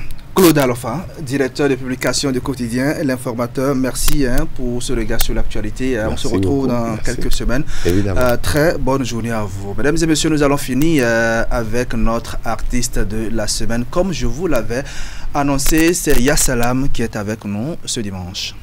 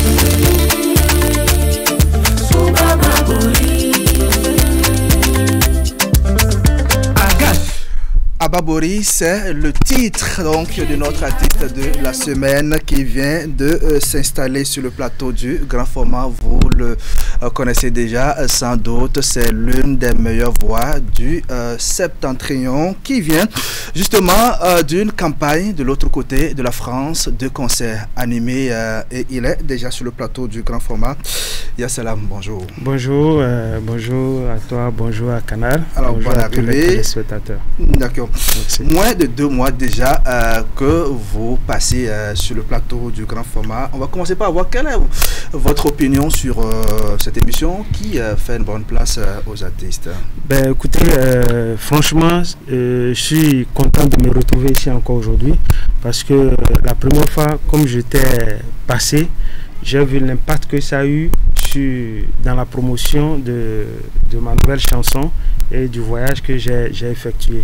Donc c'est une manière à moi de vous dire merci et de demander à tous les téléspectateurs d'être vraiment scotchés chaque dimanche au grand format. D'accord. Et justement, juste après votre passage sur cette émission, vous vous êtes envolé pour la France où vous avez animé 2 concerts, l'un à Paris et l'autre à Nantes. On va comprendre tous les contours de ces concerts. Mais quel est le projet? C'était quoi? C'était dans quel cadre? Bon, au fait, quand j'ai sorti mon nouveau single Ababori, donc j'ai eu la chance d'être invité par 2 jeunes qui vivent en Europe, en France là-bas. C'est 2 jeunes béninois qui ont organisé une soirée dénommée Afro Night. Donc c'est une soirée qu'ils ont l'habitude d'organiser. Ils invitent des jeunes artistes. Bon, ils invitent des artistes béninois. Donc cette édition, le show a été porté sur moi. Donc je suis allé animer. Et c'était à Paris, dans la salle de l'Épi d'Or.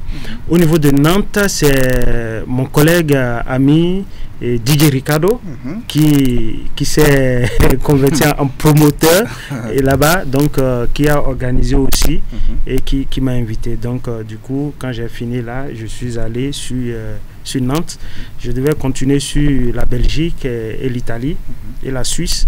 mais j'ai dû stopper d'abord. J'ai dit bon, il faut qu'on aille mollo quoi. D'accord. On va commencer par l'étape de Paris. Comment ça s'est passé?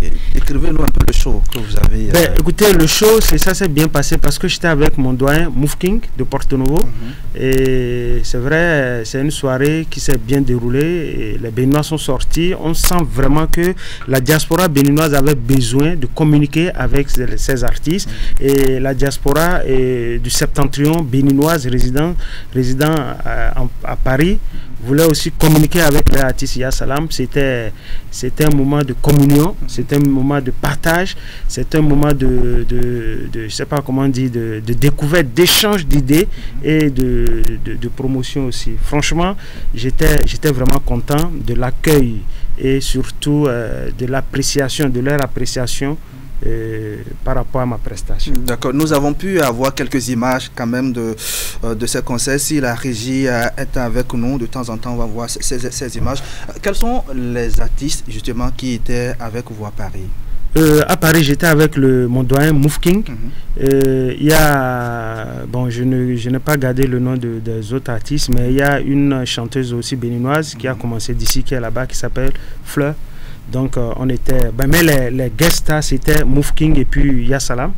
Donc c'était un peu ça. Franchement, je peux dire que ça a été une bonne expérience pour moi, parce qu'aujourd'hui, en tant qu'artiste, quand vous jouez chez vous, il faut sortir aussi pour convaincre d'autres personnes, montrer ce que vous savez faire, afin d'élargir un peu ton réseau de fans. Tout à fait. Ouais, donc franchement, ça a été vraiment un moment très. Et qu'est-ce que ça fait quand on sort et qu'on se rend compte que ces produits, ces chansons sont aimées en France? Qu'est-ce que ça fait?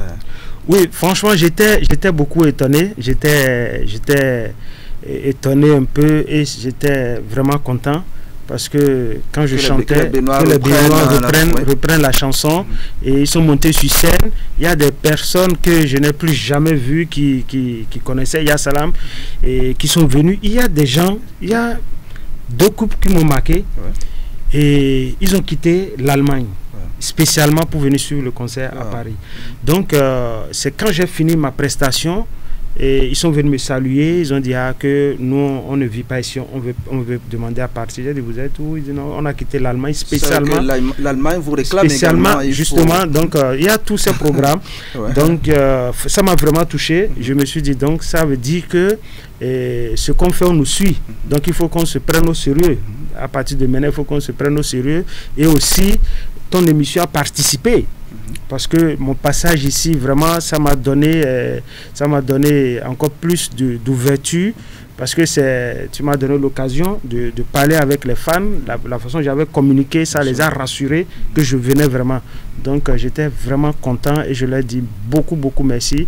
Tous ces Béninois qui sont venus, toute la diaspora de Djougou qui s'est déplacée et qui ont laissé leur occupation. Vous savez, l'Europe, c'est pas comme l'Afrique, hein, c'est pas comme le Bénin, où c'est que tu fais... Voilà, donc les gens ont laissé leurs activités, ils ont quitté des régions pour venir me soutenir.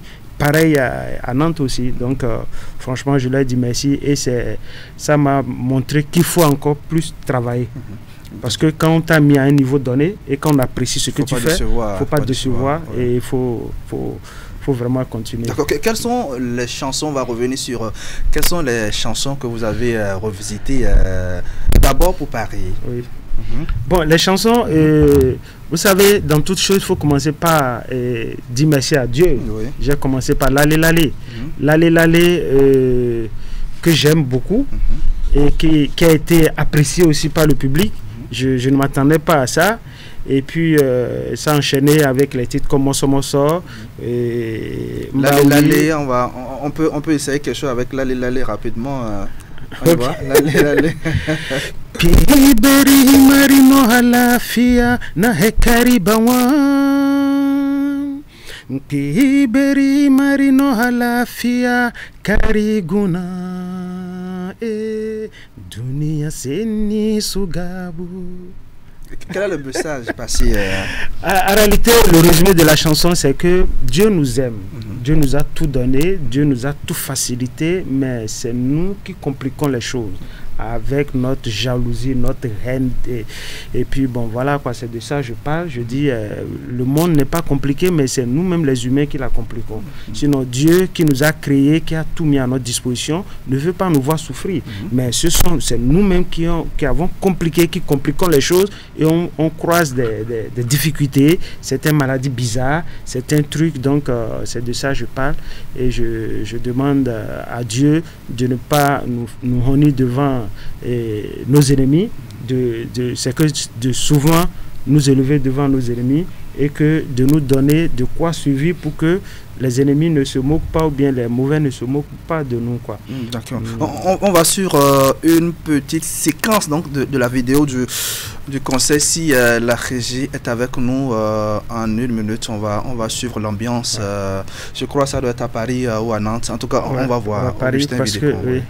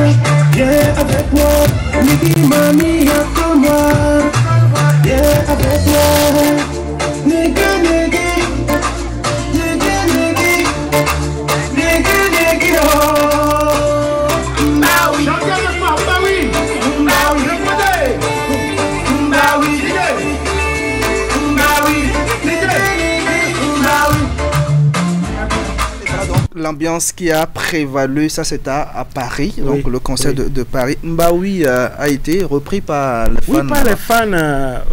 Comme je l'ai dit, au fait, j'ai été surpris de voir beaucoup de personnes reprendre mes chansons.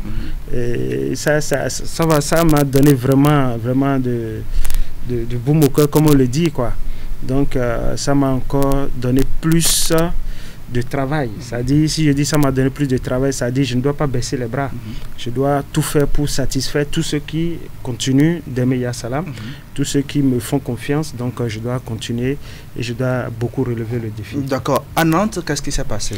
À Nantes, ça s'est bien passé. C'est vrai que je n'ai pas encore les images à ma disposition. À Nantes, ça s'est très bien passé. C'est vrai que c'était un dimanche. Et puis le lendemain, les gens devaient aller au boulot. Donc on a vite fait, on a fait le vite fait. Donc c'était bien. Et j'ai croisé aussi la diaspora du Septentrion. Est-ce que vous pouvez imaginer vivant à Nantes et dans les régions qui se sont déplacées pour venir? J'étais étonné, c'était bien, j'étais étonné. Donc c'était bien quand même, c'était bien. Ça montre que ce qu'on fait, on nous suit et on n'a pas droit à l'erreur. Et puis nous avons également quelques photos, je pense qu'on va pouvoir les voir, les photos de la prestation également. Alors quand on résume donc les 2 grands rendez-vous de la France, qu'est-ce que vous retenez? Bon, ce que je retiens, c'est que c'est très important dans la carrière d'un artiste que qu'on sente que tu as fait un pas. Parce que, excusez-moi beaucoup, au Bénin ici, je n'ai pas encore vu la scène que je n'ai pas fait. Tu vois, j'ai fait toutes les communes, j'ai fait la tournée dans toutes les communes avec les artistes de renom. J'ai joué aussi avec des artistes de renom ici. J'ai fait tout. Il n'y a pas cette salle à Cotonou, ou bien un peu partout dans le Bénin que je n'ai pas fait. Donc, au moins, je remercie Dieu pour ça. J'ai joué avec des grands artistes qui sont venus pour des grands concerts ici. Donc, me déplacer pour aller jouer en Europe, c'est le rêve de tout un artiste, de tous les artistes. Donc, c'était vraiment un grand show que j'ai aimé. Et il y a beaucoup de dates qui sont encore en vue. D'accord, justement, ça ne va plus se limiter. Justement, on va parler des projets. Voilà. Après ça, sans doute que... Là, c'est une grande béninoise oui. et restauratrice en France. Là-bas, elle s'appelle 2H. Oui. Donc, elles se sont déplacées pour venir me soutenir. Donc, ça fait vraiment... Ça fait plaisir. Ça fait bon. Et puis, c'est quelqu'un que je ne connais pas, mais ils ont découvert ma chanson à travers la télé après le témoignage, qu'elle me suivait depuis fort longtemps. Donc, comme elle a appris que je venais, ils se sont déplacés. Ils étaient beaucoup comme ça qui sont venus. D'accord. Ouais. D'accord. C'était des retrouvailles découvertes également. Oui. Après ça, quels sont les projets que vous avez? Bon, sans doute que de nouvelles idées viennent déjà en tête. Oui, les projets c'est de relancer la promotion de Abba Boré comme je suis en train de le faire. Oui. Et puis de lancer un nouveau single. Et puis maintenant réactualiser tout ce que j'ai en instance et préparer maintenant les autres concerts que j'ai demandé à ce qu'on stoppe d'abord la tournée de la Belgique, l'Italie et de la Suisse. Donc vous êtes comme un ambassadeur donc, de la culture béninoise. Ces deux concerts, est-ce que ils vous ont permis de voir comment est-ce que la culture donc, béninoise est appréciée en France? Oui, la culture béninoise est vraiment appréciée. Et vous savez, j'étais avec Move King et c'est vrai que c'était une soirée purement afro et purement ils ont ciblé que les Béninois et les Porto-Noviens se sont beaucoup déplacés aussi, tu vois, donc j'ai vu que c'est vrai hors du pays aussi les gens c'est que ont la considération. Après ça moi j'ai eu des échanges avec d'autres professionnels de la culture européenne, les Blancs et d'autres Ivoiriens, d'autres Congolais, des Camerounais. J'ai profité pour avoir des échanges et c'était vraiment un bon truc et ça promet. C'est vrai que notre culture, les artistes béninois, il n'y a pas encore une vraie lumière sur nous. C'est ce qui nous tue un peu du côté de l'international. Est-ce que la politique, donc au niveau du pays, est-ce qu'il y a un dispositif qui permet justement donc d'accompagner les artistes dans ce sens? Oui. Vous avez des projets de voyage du genre, en principe, le ministère doit pouvoir vous accompagner. Non? Oui, c'est vrai que quand vous avez des voyages comme ça, vous adressez une lettre au niveau de au niveau du Fonds d'aide à la culture, mais avec la DAC, je ne maîtrise rien là d'abord, mais j'aurais appris qu'ils le font aussi, qu'il y a des artistes qui étaient partis dans un pays de la sous-région, Congo, bien Guinée ou bien quelque part là, à qui ils ont aidé. Donc ils le font. Donc quand tu présentes vraiment ton projet, on t'aide à voyager. Mais moi, dans mon cas, je n'avais pas fait ça parce que je ne savais pas que c'était toujours faisable. Donc, notre tête, c'était beaucoup plus sur le festival. Parce que on se dit, il faut que l'année prochaine, qu'on ait au moins le soutien du ministère, qu'on ait au moins le soutien de la DAC pour notre festival qui se déroule chaque année à Djougou, soit c'est pas allé, qu'on a créé depuis 2013. Donc, je n'avais pas fouillé pour savoir si les autres détails. Donc, ce qu'on peut faire pour qu'il y ait de lumière aussi, c'est de demander à nos promoteurs de vraiment nous aider, de vraiment faire un bon travail, parce que eux aussi, c'est qu'ils doivent faire un bon travail pour s'imposer d'abord avant de nous amener. Et nous aussi, on doit faire un travail pour convaincre les gens là-bas. Donc c'est des deux côtés. Donc il faut qu'on se prenne beaucoup au sérieux, nous les artistes béninois, parce que sur le plan international, nous n'existons pas. Quand tu dis tu es béninois, tu chantes, tu es d'ici, on te dit on connaît seulement Angélique Kidjo. Tu vois. Il y a un travail encore à faire. Il y a un gros travail. Il y a un gros travail. Mais je pense que notre gouvernement est en train de mettre cette politique en marche pour qu'on ait cette visibilité. Surtout à travers l'encadrement dans les collèges d'abord. Peut-être tout ça, ça va changer des trucs. D'accord. On va finir l'entretien. Et puis, avec, on va dire, votre message à l'endroit de ces fans qui sont en Europe et qui vous suivent et qui suivent donc votre actualité. et qui vous ont surpris sans doute pendant ces 2 concerts. Un mot à leur endroit. Oui, tout ce que je peux dire, je leur dis merci, que je suis bien rentré au pays. Et, vous voyez, je pète la forme. C'est vrai qu'au pays, il fait chaud. Ouais, tout à fait. Il fait chaud. Ouais. C'est vrai qu'il fait bon vivre là-bas. Franchement, il fait bon vivre. Et puis, est-ce que vous n'étiez pas tenté de rester là-bas? Non, donc, vous savez, ça ne sert à rien de fuir son pays. Ouais.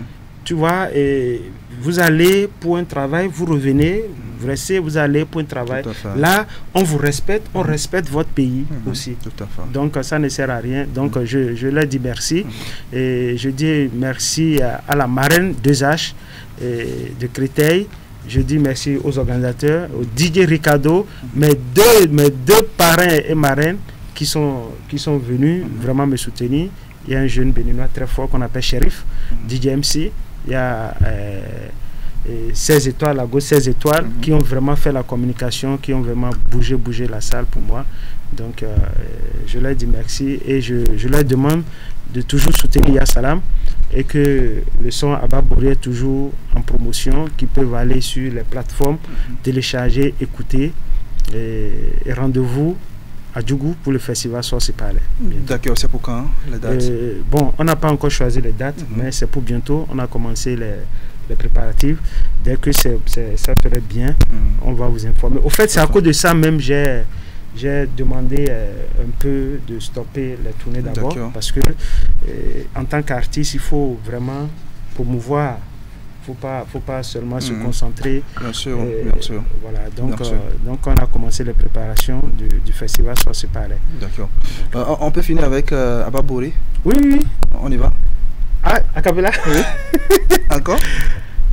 Abba Bory tilasino dome beka irka gono heka irka jisi kabate tere asugana nungu fo abeni non tama aheni non bamadia asubate non tama heka irka jisi kabate tere agate no.